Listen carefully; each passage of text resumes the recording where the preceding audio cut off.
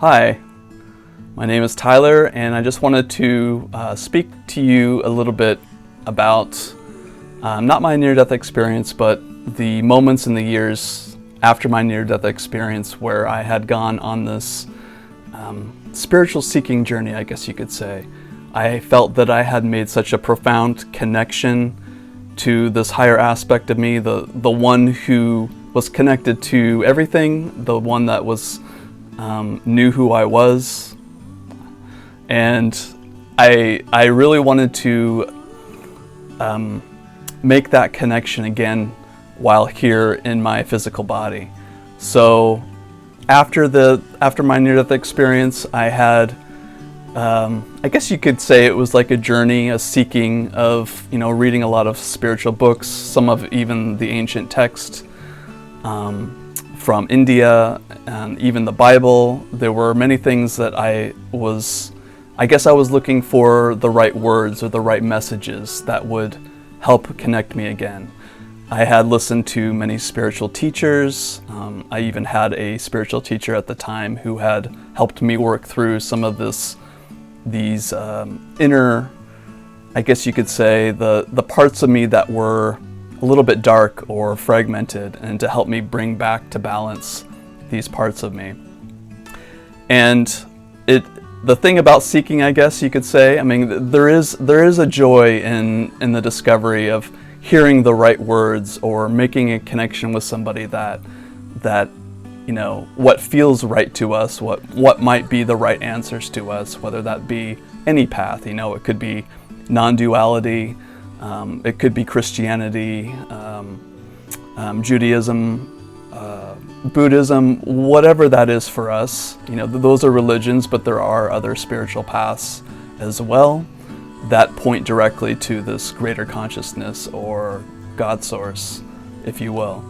So my thirst for connecting with God, I believe reconnecting with God, was very much an external focus. And, I had learned healing modalities that became very useful in helping other people, but I had also found as a body worker that it was helping myself as well. I had, I played with minerals and rocks and different forms of meditation, and I can say honestly that I was never really good at any of those things, and including meditation. It was for me, it was a hard concept to grasp that I had to set aside time in my life to actually become quiet. And I know that can be extremely useful and powerful for many people. But I wanted to have that ongoing connection with the divine without feeling that I needed to set aside time to do that, or to go to a temple to do that, or to just, meditate in the woods and make that connection. So nature actually became a huge part of my seeking experience, because I felt that I had this kinship with the earth and with all the elements. So that was also a part of my seeking, attempting to go deeper into that area. For me personally, I had learned to quiet my internal chatter, and that was a big part of the healing within, is looking at my thoughts, looking at the things that were causing me pain within myself, and trying to quiet that, or at least come to an understanding of it so it wouldn't be so loud. And I had found that over the years that the stillness that I became more adept to kind of drop into was one in which that was brought forward in a way where I could actually go about my day and be quiet. So it wasn't so much about setting aside time to become quiet, but it was about living my day in an ordinary way, as ordinary as I knew how. I'm still I feel like an unusual person, but this idea that I could go to work, or I could interact with people and find that peace within me. My path had also become very much connected to this idea of, it's a concept, but it's also a very experiential feeling of the path of the heart, where we move into the heart and I'm not just talking about the physical heart, but I'm talking about the energetic heart in our heart center. Moving into that place of peace and love, because when our focus is actually put here in the heart, there is no past or future. So we have a direct connection with ourselves. And I didn't feel that right away, but my path became refocusing on the center of my chest, to the point where the silence, or what some people would call, meditation, becoming quiet, became easier for me. I continued during this time, I would say anywhere from 1 to 10 years after my near-death experience, and even today, just following this, what I call the path of the heart, and listening to the heart, listening to my internal guidance. I also continued simultaneously to, listen to other people, listen to other spiritual teachers, and which is fine. And I felt like it was an exploration and part of my journey. But as I began to drop in more into my heart, I began to notice that the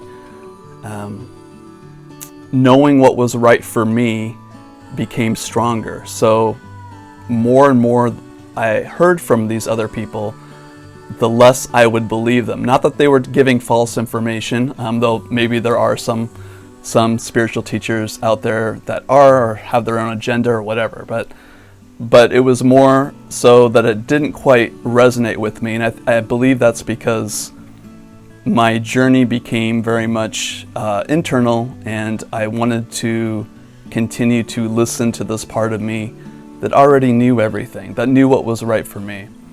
So this development of my internal guidance, or my inner knowing, was a sensation, and my spiritual teacher had taught me this years ago, just after my NDE. It was a sensation in the body of a knowing of a yes or a no. What the information was a yes or a no. So it began in the heart, and then it became a full body experience.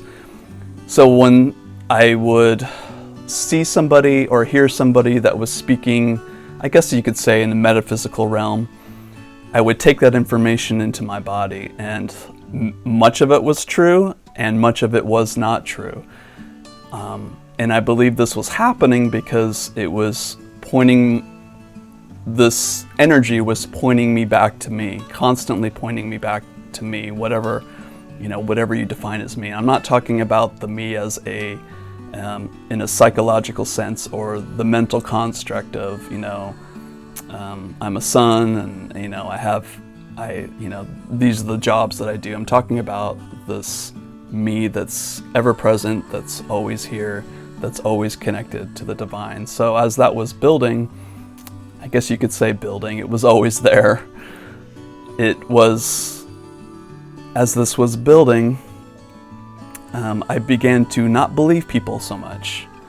And I'm not saying that what anybody says isn't true or untrue, but I wasn't believing them because I knew that I had the answers within my own self. The question would be, why should I believe anybody if I haven't experienced this myself? And somebody could have an incredible amount of information, very detailed in whether that be healing or shamanism or spiritual practices or passages from the Bible or whatever it was. And again, I'm not saying that none of that's incorrect, but it was like, why should I believe anybody if I don't have this my own connection, or if I haven't experienced it myself?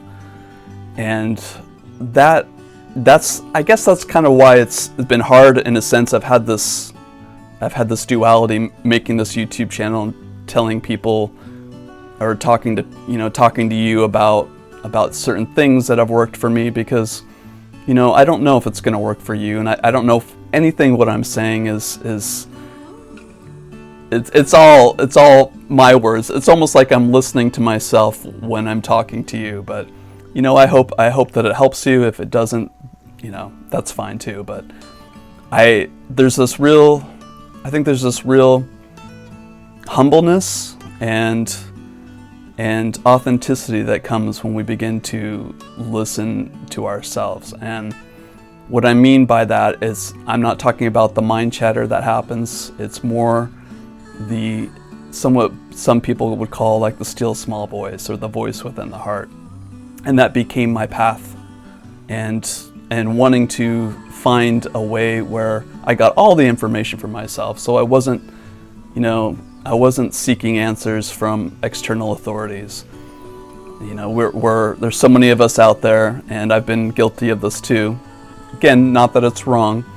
It's like we're finding ourselves. We're trying to find ourselves on YouTube, or we're trying to find ourselves through books.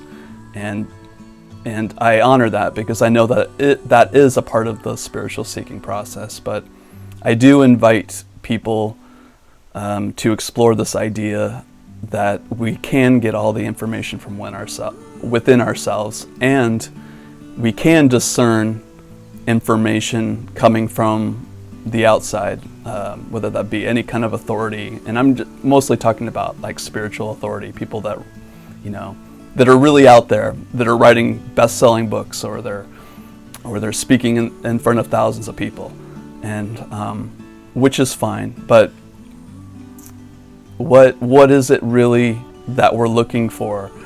And I think, we're looking for happiness, obviously, but we're looking for that connection as well, we're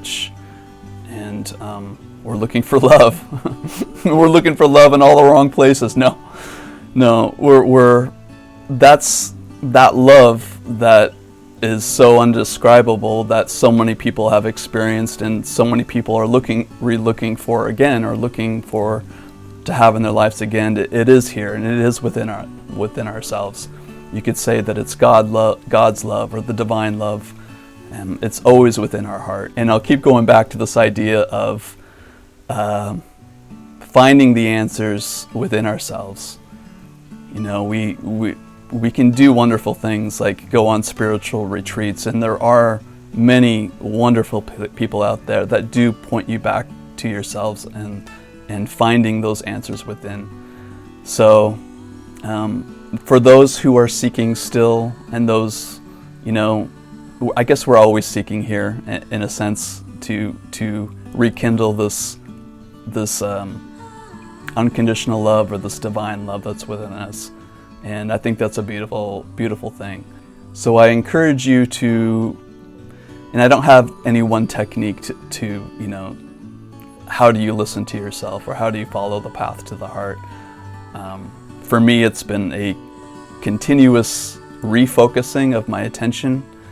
It's been a continuous inner dialogue of loving these aspects of myself that kind of feel out of whack. And it's also been something that has become a part of my life, this path of the heart. I plan to create some very powerful and useful meditations. My goal is to have 3 by the end of the year that will help you expand this love within your heart, and expand this energy, so you can really connect to yourself, and you can begin to get the answers that you need within yourself. So the seeking can still happen. That's a beautiful part of the process. But I just invite this idea that more and more of looking for the answers, looking for the knowledge that you have. You have a library of knowledge within yourself, and you have everything you need to navigate this life of yours, and to move into a place of peace and incredible amount of joy as well.